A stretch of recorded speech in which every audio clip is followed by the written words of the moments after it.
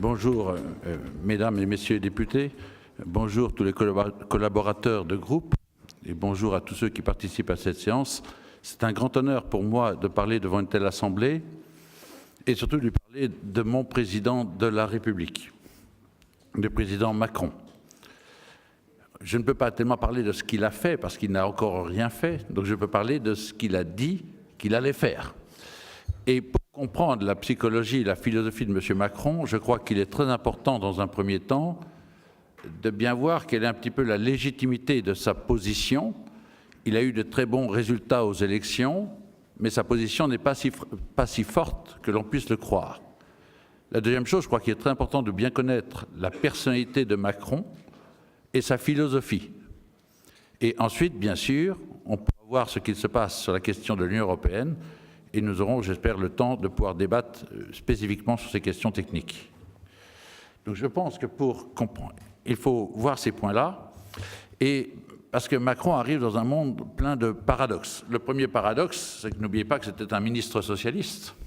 Il était ministre de M. Hollande, dans une élection qui était perdue pour la gauche. La droite était sûre de gagner, et c'est un homme socialiste qui prend des habits d'homme de droite pour diriger le pays. C'est un ancien banquier qui succède à M. Hollande, qui avait dit que son ennemi, c'était la finance. C'est une élection qui est basée sur le mouvement, alors qu'en fin de compte, on est dans une forme de stabilité, puisqu'on retrouve des politiques totalement anciennes dans les propos de M. Macron. C'est un mouvement qui parle sans cesse du progrès, puisque Macron parle de progressisme, il se définit comme étant le parti des progressistes, mais qui glorifie le progrès quand le peuple, dans son immense majorité, croit de moins en moins aux promesses de bonheur amenées par le progrès. Et c'est un gouvernement qui a les pleins pouvoirs, mais qui, en fin de compte, a une base fragile. Donc je vais essayer de vous montrer dans un premier temps que la Macronie, c'est-à-dire que le système qui est autour de Macron, à mon sens, est une bulle. C'est une bulle, pourquoi ? Parce que c'est un gouvernement composé essentiellement de technocrates et qui va s'appuyer sur un Parlement qui est fragile. Le nouveau Parlement en France est composé de 430 nouveaux députés sur 577 députés. Donc une assemblée qui n'a pas l'expérience du politique, une assemblée beaucoup plus jeune, puisque l'âge moyen sera de 48 ans et non plus de 54 ans, une assemblée très féminine, puisqu'il y aura bien sûr 224 femmes, alors que historiquement il y avait environ 155 femmes dans l'assemblée, mais c'est une assemblée composée d'une population homogène. Sur le plan du statut social, ce sont essentiellement des cadres supérieurs, des ingénieurs, des chefs d'entreprise. Et ceci pose un vrai problème, parce que c'est la catégorie des gens qui sont en avance, c'est ceux qui sont forts dans le système qui représentent Macron. Mais il faut savoir que la légitimité est faible puisque 29 millions d'électeurs ont refusé d'aller voter. 29 millions d'électeurs ne sont pas allés voter et l'Assemblée était élue que par 38% d'électeurs. Ça veut dire qu'il y a une base qui est faible. Et le parti de M. Macron repose sur 17% des inscrits. Il n'y a que 17% des inscrits qui ont voté pour les hommes de M. Macron. Donc, avec le modem de M. Bayrou, que vous connaissez peut-être, il fait 19% et il a 61% des sièges. Si on met ses alliés de gauche qui veulent s'associer à lui, comme M. Valls, ancien ministre socialiste, s'est rapproché de M. Macron. Si on met les constructivistes, les gens de droite qui sont d'accord pour partir avec M. Macron, ils arrivent à 93% des sièges. Donc on a une assemblée monolithique. Ils arrivent à 93% des sièges, mais avec 31% des voix exprimées. Donc ma première conclusion, c'est que si demain cela va mal, ça se passera dans la rue, parce que l'opposition ne sera pas au Parlement. Le deuxième phénomène, c'est sur le plan interne de l'équipe qui va soutenir M. Macron. L'équipe qui va soutenir M. Macron, c'est une équipe qui est homogène par le statut social, mais qui se coupe en deux, puisqu'il y a dans la pensée de M. Macron un grand libéralisme philosophique, un libéralisme culturel, progressiste, une idéologie très relativiste, et à côté de ça, un libéralisme économique assez favorable à la globalisation et au libre-échange. ça change totalement la donne, puisque la fracture va se faire en France, non plus sur le critère droite-gauche, mais de plus en plus sur cette conception des gens qu'un sociologue qui s'appelle Bauman appelle les liquides face aux graniteux, c'est très difficile à traduire, les somewhere face aux anywhere. Et ça m'amène à une deuxième conclusion, c'est qu'il y aura-t-il véritablement une cohérence idéologique pour soutenir M. Macron, donc lui donner de la force le jour où il faudra se battre, le jour où il aura besoin, merci, le jour où il aura besoin d'un soutien. Par exemple, M. Le Maire, le Premier ministre, est pour le nucléaire. M. Hulot, son ministre de l'écologie, est radicalement contre. Ils sont dans le même gouvernement. Sur l'école, vous avez des anciens amis de M. Valls qui sont pour une école totalement déconstruite, et le ministre qui était pris est la thèse inverse. Donc on va avoir des fractures, et vous verrez dès l'automne la grande fracture sur le droit du travail. Troisième rupture qui va affaiblir les bases, à mon avis, de M. Macron, c'est qu'il y a une rupture avec les vraies attentes des Français. Pour un sociologue français intéressant qui s'appelle Christophe Guilly, M. Macron est le candidat des métropoles. Il est évident que la France se coupe de plus en plus en deux, et même en plus, et les gens qui sont dans les centres-villes ont globalement voté dans les hypercentres pour M. Macron, alors que les campagnes ou les villes moyennes ont voté contre Macron. On a l'impression d'avoir les protégés et les gagnants contre les menacés et les recalés, les people contre le peuple. Donc des fractures assez fortes qui s'appuient sur un univers dont les propos sont aseptisés, très moralisants. Et la crise aujourd'hui n'est pas, si en France ça va très mal, la crise n'est pas uniquement au niveau de la représentation politique, comme semble dire M. Macron. La crise n'est pas uniquement dans les questions économiques, mais pourtant le discours ne porte que sur les questions économiques. Tout le monde participe de cela. Les communistes ont toujours cru que l'économie expliquait tout. M. Macron place ses discours toujours sur le plan économique. Les républicains, qui malheureusement ne sont pas souvent conservateurs, ne voient que dans la fiscalité l'avenir de la France.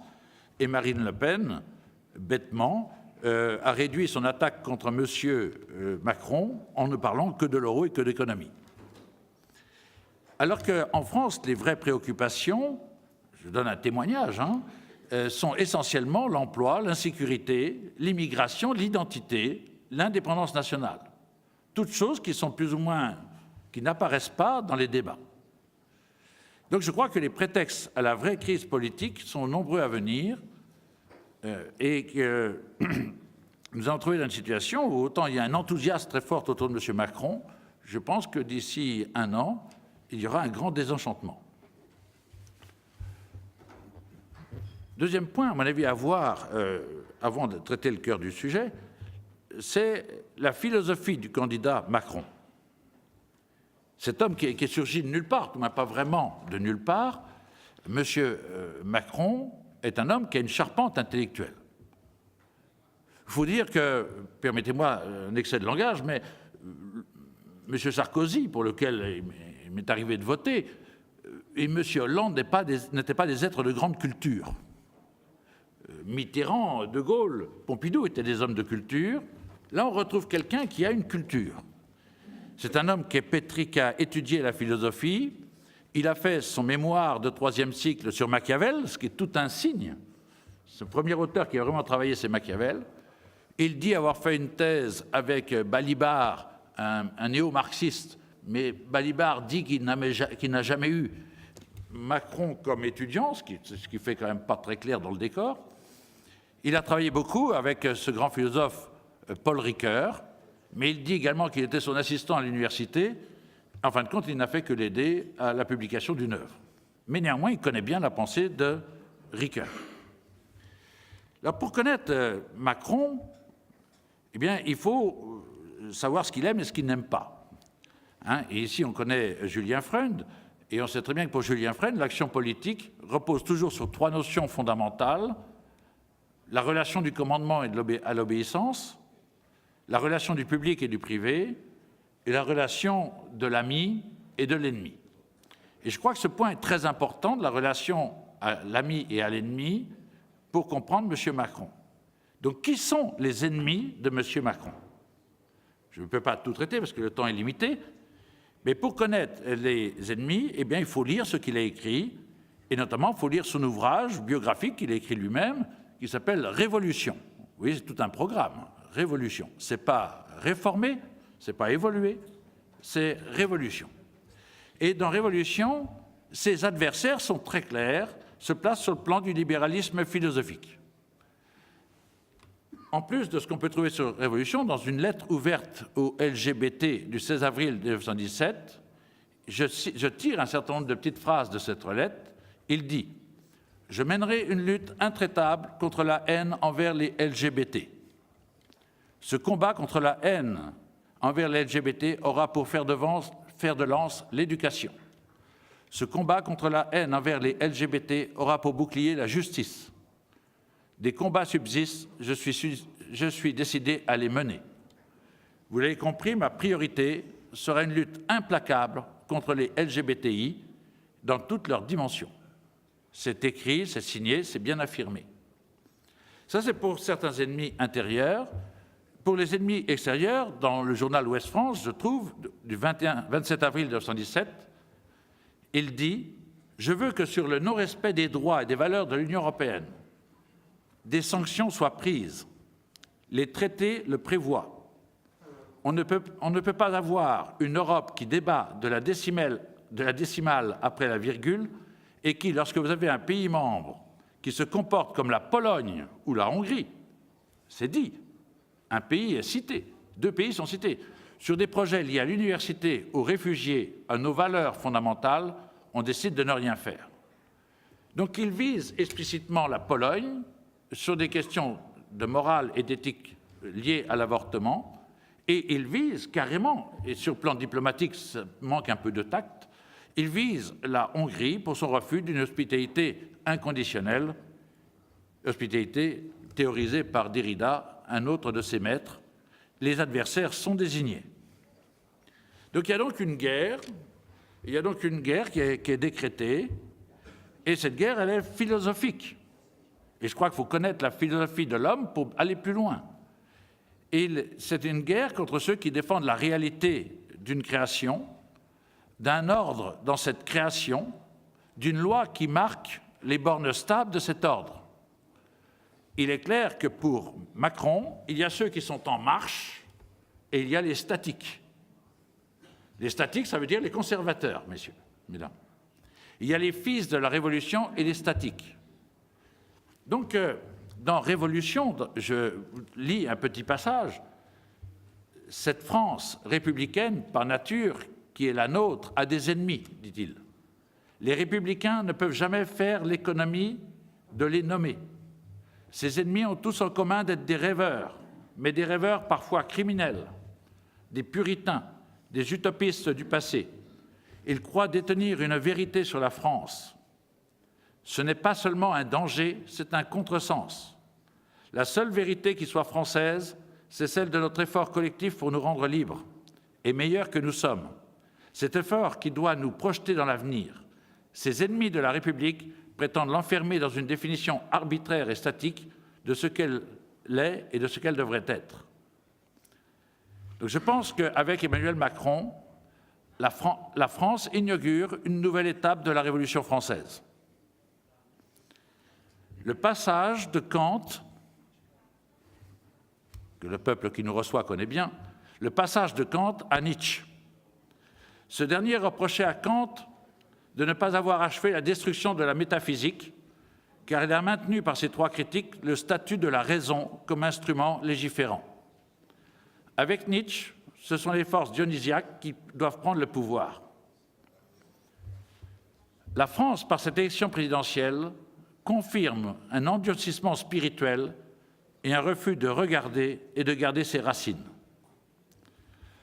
La posture de M. Macron, vous savez que certains journalistes l'appellent aujourd'hui Jupiter. Vous trouvez dans la presse Jupiter, une politique jupitérienne. Vous trouvez ça souvent. il reprend souvent cette phrase de Nietzsche « Seules les pensées qu'on a en marchant valent quelque chose ». Chez Macron, cette posture se retrouve dans une affirmation sur laquelle la France est une volonté. Chez lui, la volonté a un sens bien précis, ce n'est pas une simple faculté de jugement, ce n'est pas la petite raison aiguillonnée par le ressentiment de la conscience, elle n'est plus instrumentale pour accéder à la reconnaissance d'un ordre créé et de ses lois, elle n'est même plus captive de la prison dans laquelle l'avait enfermé Kant dans ses critiques, elle est créatrice de valeurs, de nouvelles possibilités de vie, elle est volonté de transmutation des valeurs. Et je crois que c'est ça, le cœur de la pensée de cet homme assez extraordinaire, la volonté de transmutation des valeurs. Si je trouve un autre auteur, Mathieu Bock-Côté, qui, à mon avis, c'est un Canadien qui va devenir bientôt demain un des grands piliers de la pensée conservatrice. Il dit « Le macronisme semble concrétiser le rêve du grand parti de la raison, rassemblant les gens qui s'autoproclament éclairés des deux bords du spectre politique, comme s'ils parvenaient à se libérer d'une polarisation désuète, ne correspondant plus au monde d'aujourd'hui. C'est le parti de ceux qui se veulent intelligents et qui se croient seuls à l'être. Idéologiquement, le macronisme cherche à traduire cette vision en distinguant d'un côté les progressistes et de l'autre les conservateurs. Les premiers adhéreraient à l'esprit de l'époque, ils seraient réformistes, ouverts, mobiles, innovateurs. Les seconds, qu'ils soient de gauche ou de droite, seraient exagérément accrochés à leurs privilèges ou leurs souvenirs. Je pense que le décor est tracé. Et quatrième conclusion, Macron, qui est un maître de la parole et de la dialectique et du propos, qui est très séduisant, aura certainement du mal à être à la fois Jeanne d'Arc et Steve Jobs. Il lui faudra choisir, parce que sa pensée ne lui permet pas de faire la synthèse. Ma cinquième conclusion, c'est qui, en France, portera ce désir de continuité et qui sera le mouvement conservateur dont la France a besoin. Parce que le grand problème, c'est qu'en France, il n'y a pas une vraie droite conservatrice. On a en région Rhône-Alpes M. Wauquiez, qui incarne un peu cela, mais la pensée conservatrice en France existe dans le peuple, mais elle n'existe pas très peu dans ces élites qui la représentent. Donc voici le défi posé par Macron à son opposition. Donc j'ai pris le temps de décrire ce contexte et ce qui me semble être la vraie nature du président Macron, car celui-ci me semble double. Il a l'art de la dialectique, il sait parfaitement mélanger et associer les contraires, et vous allez voir qu'il parle avec brio, notamment de l'Union européenne. Dans mon troisième temps, donc je vais vous montrer que sur la question de l'Union européenne, il rehausse quelque part le niveau, c'est incontestable. Vous voyez cet homme avec le casque, vous le reconnaissez. Le président Macron me semble plus intéressant que le candidat Macron. Et le président Macron me semble beaucoup plus intéressant que le président Hollande. Parce que j'étais assez dur dans mon propos sur Macron, mais ce n'est pas un progressiste caricatural, c'est quelqu'un qui a enraciné sa réflexion et il essaie de comment récupérer les marques d'un certain conservatisme pour mieux le contourner. Il accepte, par exemple, la dimension hiératique, la dimension sacrée du pouvoir. Quand vous voyez M.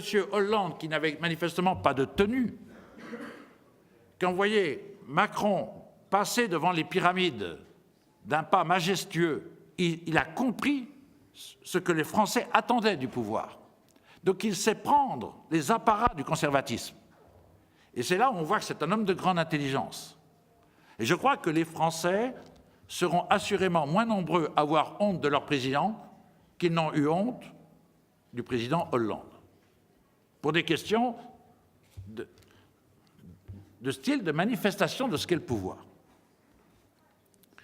Alors, quelles sont ses propositions sur l'Union européenne ? Eh bien, il livre un diagnostic sans concession sur la question de l'Union européenne. Il a, dans son livre « Révolution », qui est le pavé de référence à partir duquel je suis parti, il a fait un chapitre qu'il intitule « Refonder l'Europe ». Et il détaille comment les trois promesses fondatrices, la paix, la prospérité et la liberté, semblent, dit-il, aujourd'hui trahies. Oui, un diagnostic très dur. Il dit ensuite, l'Union européenne est selon lui un système qui rend l'âme et tourne à vide. Il est coupé du réel, il est coupé du monde et du réel.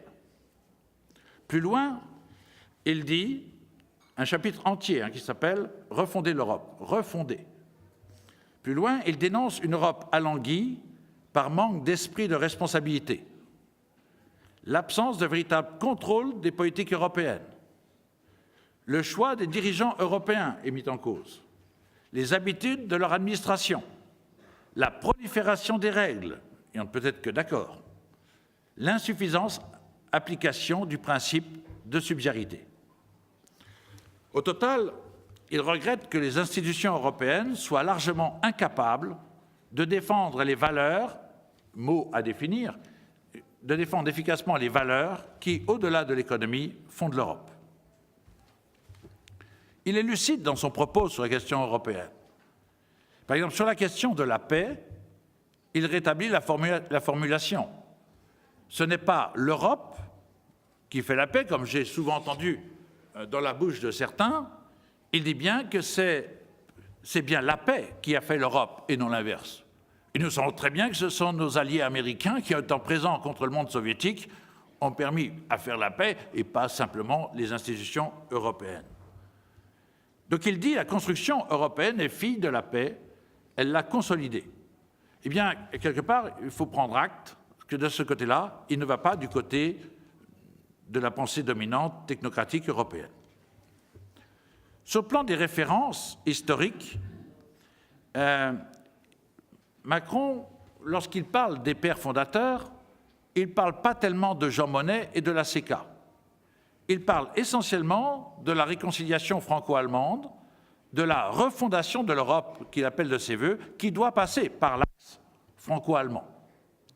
Vous savez qu'il veut faire un pacte de 10 ans avec Berlin pour arriver à 2027 à un début de résultat.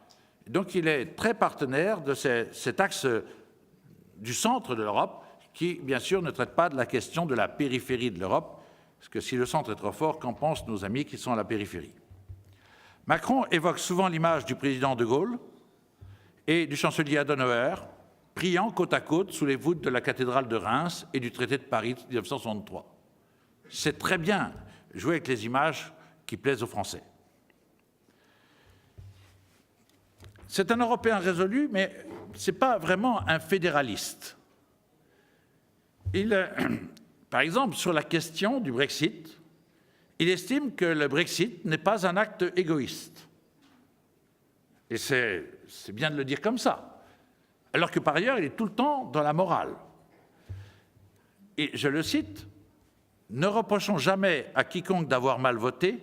Certes, il serait plus facile de dissoudre le peuple, comme disait Bertolt Brecht, que de regarder les problèmes en face. Je préfère cette seconde option, dit-il. Le Brexit exprime un besoin de protection. » Donc pour Macron, le Brexit n'est pas une crise britannique, mais une crise européenne. Un symptôme de l'épuisement de l'Union européenne et le point de départ de notre responsabilité réformiste, le début d'une indispensable refondation. Donc ma sixième conclusion,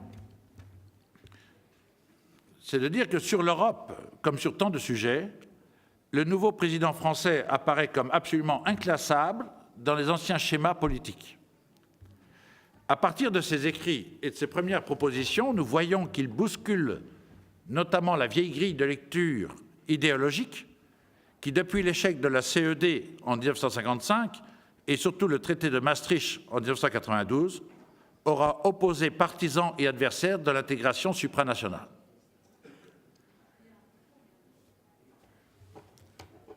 Les premiers ont pu, pendant 30 ans et sans être démentis, s'autoproclamer pro-européens, bien que leur vision très spécifique, qui était fonctionnaliste et fédéraliste, rompe avec la substance même de l'Europe qui, elle, est faite de nations, de cultures, de civilisations, ainsi qu'avec le principe même de la souveraineté. Donc une approche originale. Donc pour Macron, l'Europe est un acquis essentiel et il accepte de dire « Nous venons de vivre depuis 2005 une décennie perdue et un sentiment de distance s'est développé au regard de l'Union européenne. » Donc je me reprends.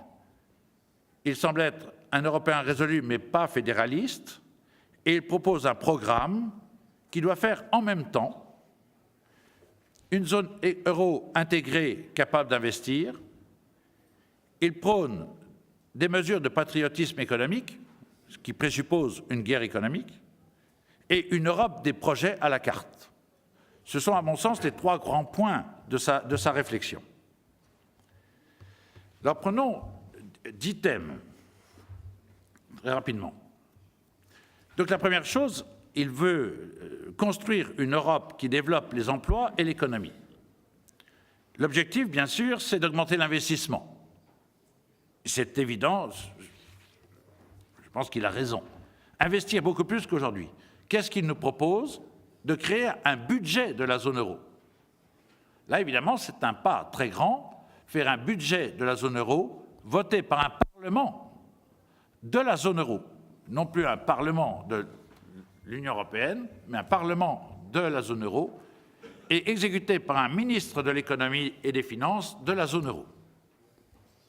Ça, c'est la première proposition qui est certainement la plus forte, sur laquelle il faudrait peut-être reparler ensuite. Deuxièmement, lutter contre les arrangements fiscaux entre États et entreprises multinationales. Bien sûr, elle fausse la concurrence, elle n'est ni libre et elle est faussée de ce fait-là, et il est bien évident qu'il vise l'accord entre Apple et l'Irlande à travers cette critique. Il veut créer un Buy European Act à l'américaine, visant à réserver l'accès au marché public européen aux entreprises. La condition, il faut que ces entreprises localisent au moins la moitié de leur production en Europe pour y avoir droit. Vous savez que c'était l'objet, le 26 et le 27 du Conseil européen, et d'après ce que j'ai pu lire, en simple spectateur, manifestement, le Conseil n'a même pas pris le temps de s'attarder à ce sujet. Et je crois que c'est un échec très net, sa proposition, elle a été quasiment refusée, mais ça fait partie de ses propositions et il reviendra à la charge. Il veut généraliser Erasmus et l'étendre aux apprentis. Donc 200 000 étudiants et apprentis français partiront chaque année dans les pays de l'Union européenne. Il propose de construire une Europe qui protège. Donc qui protège économiquement et qui protège militairement. Sur le plan militaire, il propose de construire une Europe de la défense, bien sûr c'était déjà dans les traités, mais qui associerait que des pays volontaires, créant un fonds européen de défense qui financerait des équipements militaires communs, et il prend l'exemple du drone, faire un drone européen, et il propose de créer un quartier général européen permanent. Ça, c'est pour la dimension militaire. C'est au Conseil une des rares choses qui a été relativement acceptée, à mon avis, mais mon analyse, elle est simple, c'est accepté. Pourquoi? Parce que tout le monde se moque un petit peu de la dimension militaire, et comme la France est le seul pays qui est vraiment intéressé, bon, on l'a laissé parler. Une Europe qui protège nos industries stratégiques, et là on revient un petit peu, c'est dans son programme, mais Macron a été à la charge le 26 juin à Bruxelles sur le sujet, entre autres contre les actes commerciaux des Chinois, parce que son objectif, c'était de vérifier qu'il n'y ait pas de prise de participation stratégique par les non-européens sur les entreprises européennes. Et nos amis allemands savent tous ce qui s'est passé avec l'entreprise KUKA, qui est un fleuron de la haute technologie allemande, où la Chine a mis la main dessus. Et il est vrai que dans ce cas-là, on peut donner, moi personnellement, je donnerais raison à Macron de dire qu'il faut veiller à ce que l'Europe défende ses intérêts stratégiques comme les Américains savent le faire chez eux. Eh bien, créer un mécanisme de contrôle des investissements étrangers en Europe afin de préserver nos secteurs stratégiques. Voilà sa volonté. J'ai cru comprendre que le 26-27, il a essayé d'avancer de ce côté-là et il s'est fait également blackbouler. Dans la discussion sur le Brexit, il veut défendre l'intégrité du marché unique européen. Toutes les entreprises qui y accèdent doivent être soumises aux mêmes disciplines. Il veut créer un marché unique du numérique. Un fonds de capital risque ramasserait un financement suffisamment grand pour développer des start-up européennes autour du numérique. Et il veut créer un grand marché unique de l'énergie en fixant un prix plancher du carbone dans les pays de l'Union. Donc on revient à cette histoire de la taxe carbone. Et innovation, qui à mon avis est plus dans l'ordre de l'intention que dans la réalisation, mais redonner la parole au peuple avec des conventions citoyennes dans toute l'Europe. Ces conventions citoyennes doivent aboutir à un projet qui sera ensuite adopté dans les pays qui le souhaitent. Les coopérations non obligatoires, hein. Personne ne sera bloqué ni obligé. L'Europe sera plus différenciée. Donc c'est plus une Europe un peu à la carte. Voici, à mon sens, les 10 propositions qui résument à peu près sa pensée sur la question européenne dont nous allons débattre. Donc en conclusion, une 7e conclusion, puis après je ferai une conclusion générale. Macron parle souvent de souverainisme européen. Alors, je ne sais pas comment traiter la chose, donc je ne fais que le relire. Qu'est-ce qu'il dit? Aucune valeur, culture, histoire ou langue particulière ne distingue finalement un citoyen européen d'un citoyen mondial. Qu'est-ce qui fait que je suis européen plutôt que citoyen du monde? Quant aux prétendus États-Unis d'Europe, dit-il, ils resteront un mirage dans l'immense plaine de la globalisation.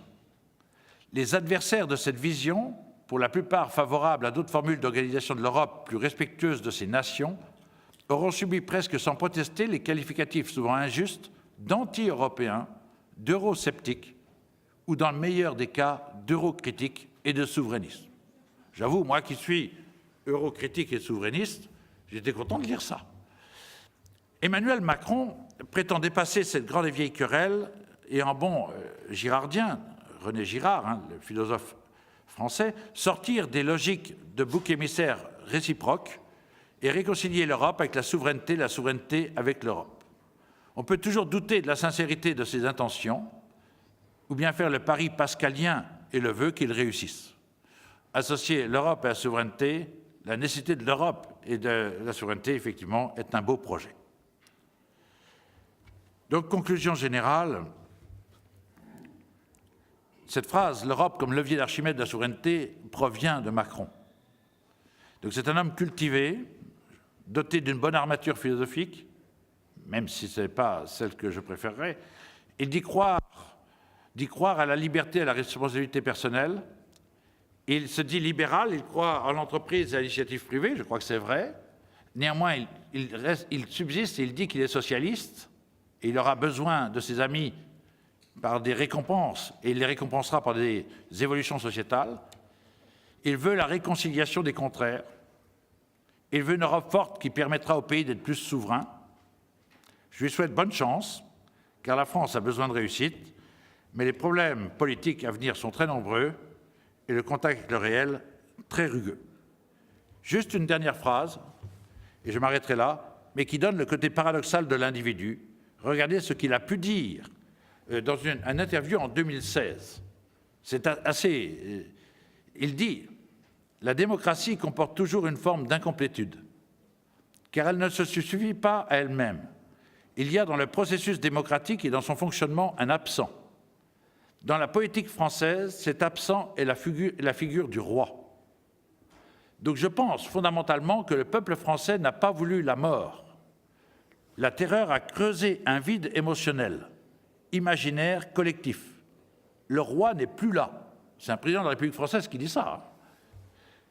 On a essayé ensuite de réinvestir ce vide, d'y placer d'autres figures. Ce sont les moments napoléoniens et gaullistes notamment. Le reste du temps, la démocratie française ne remplit pas l'espace. On le voit bien avec l'interrogation permanente sur la figure présidentielle qui vaut depuis le départ du général de Gaulle. Après lui, la normalisation de la figure présidentielle à réinstaller un siège vide au cœur de la vie politique. Vous voyez, ça, je crois que ce texte dit bien quelle est la place qu'il veut prendre dans le discours européen et dans le discours français. Pourtant, c'est bien ce que nous, les Français, on attend d'un président de la République, c'est qu'il occupe effectivement cette fonction. Donc, dans un terme que seuls les Français comprennent, je dis chiche, allez-y, si vous en êtes capable, Monsieur le Président. Merci pour votre attention.